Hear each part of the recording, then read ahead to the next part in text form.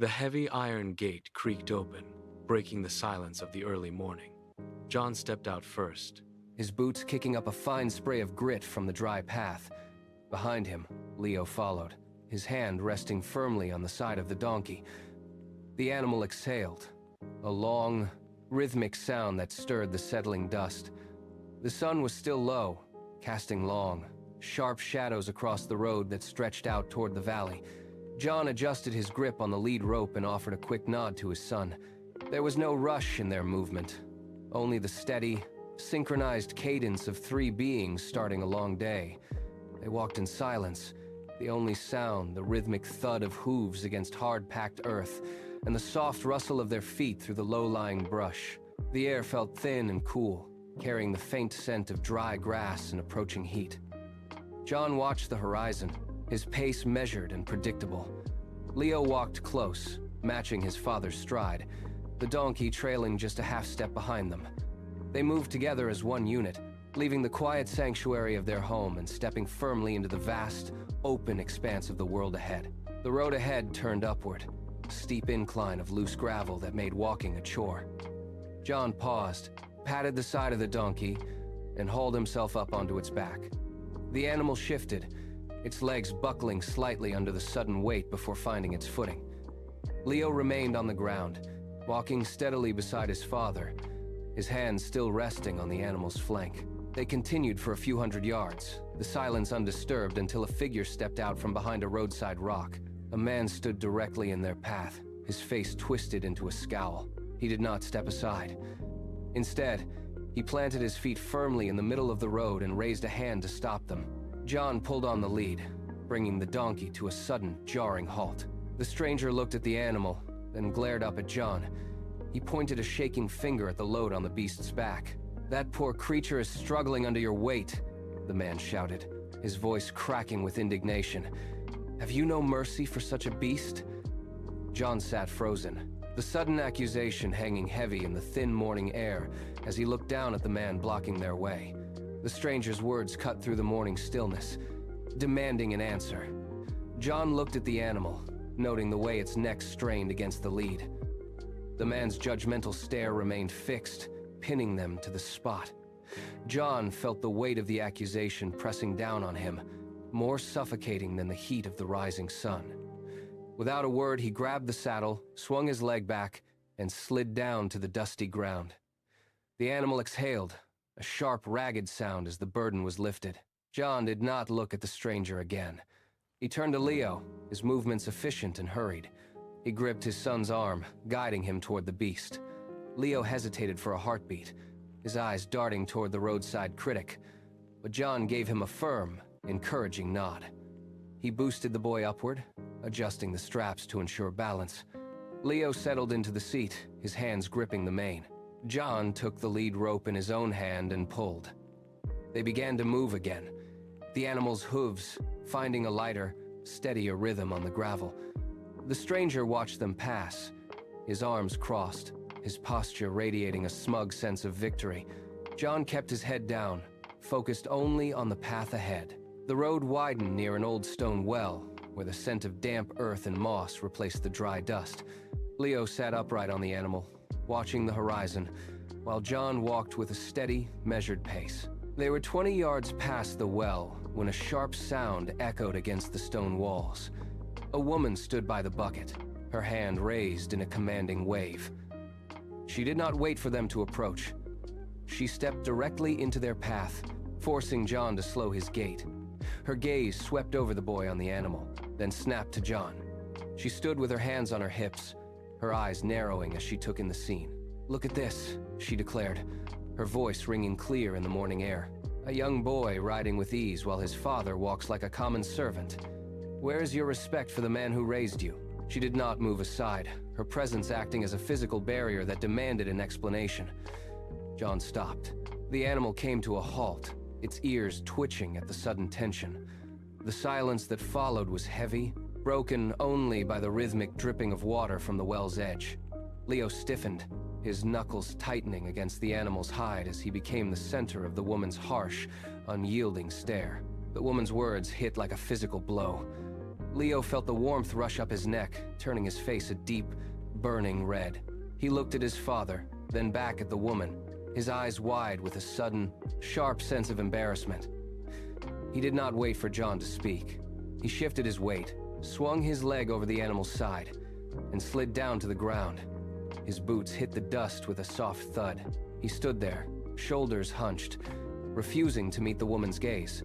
John watched his son, then looked at the animal, which stood motionless, its head drooping under the mounting confusion of the moment. The woman scoffed, satisfied, and turned back to her work at the well. John took the lead rope, gave it a firm tug, and walked forward. Leo stepped in line beside him, his head bowed. They moved in silence, both of them on foot now, while the empty animal trotted slowly behind them. The road seemed longer, the dust more oppressive. They were doing exactly what the world demanded, yet the tension between them only tightened. Every step felt measured and forced, a hollow attempt to avoid further judgment, leaving them tired before the day had truly begun. A cloud of dust rose ahead, signaling the approach of a caravan. The rhythmic clatter of wooden wheels on stone grew louder, cutting through the stagnant air. A group of merchants rounded the bend, their carts piled high with crates and barrels. As they neared the pair, their chatter ceased. One by one, the men in the front row turned their heads. They scanned the scene. The man, the boy, and the donkey trailing behind, completely unburdened. A merchant with a thick, graying beard leaned over the side of his cart, his eyes darting from the animal to the two figures walking in the dirt. He let out a sharp, sudden bark of laughter. His companions followed suit, their voices rising in a jagged chorus of disbelief. "Look at these fools!" the bearded man shouted, gesturing wildly with a calloused hand. "They possess a beast of burden yet prefer to toil in the dust like common peasants." Another merchant joined in, pointing at the donkey. "What is the point of owning an animal if you treat it like a pet? You are wasting the strength of your own legs for nothing." They did not slow their pace, continuing to shout their derision as their carts rattled past. The sound of their mocking laughter hung in the air, sharp and abrasive, as John felt his jaw locked tight in an effort to contain a mounting, cold fury. The laughter of the merchants finally thinned, absorbed by the vast, dry expanse of the road. John stopped. He did not look back. He did not look at the ground. He planted his boots firmly into the loose dirt, the sudden halt causing the donkey to bump into his heels with a soft, disgruntled huff. John gripped the lead rope. He squeezed his fingers until his knuckles turned white, the rough fibers biting into his skin.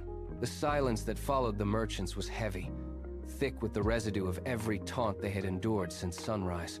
He stared straight ahead at the horizon, where the heat haze danced above the shimmering earth. His chest rose and fell in slow, deliberate motions. He felt the weight of every passing stranger, every sharp word, and every judging look pressed down upon him. But for the first time, he did not fight it.